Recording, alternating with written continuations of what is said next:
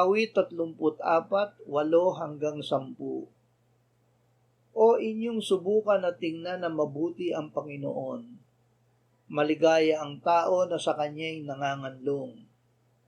O matakot kayo sa Panginoon, kayong Kanyang mga banal, sapagkat ang mga natatakot sa Kanya ay hindi magkukulang.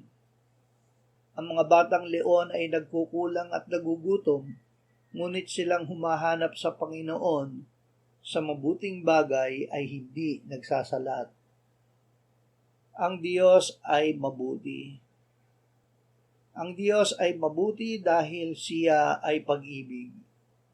Dito nahayag ang pag-ibig ng Diyos sa atin, sapagkat sinugo ng Diyos ang Kanyang bugtong na anak sa sanlibutan upang tayo'y mabuhay sa pamamagitan niya.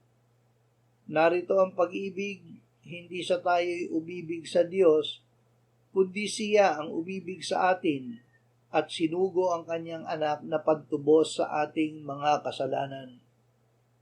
Pinatutunayan ng Diyos ang Kanyang pag-ibig sa atin na noong tayo'y mga makasalanan pa, si Kristo ay namatay para sa atin.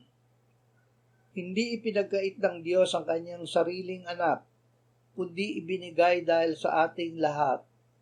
Malaya niyang ibibigay sa atin ang lahat ng bagay kasama ng Kanyang anak. Ako'y mga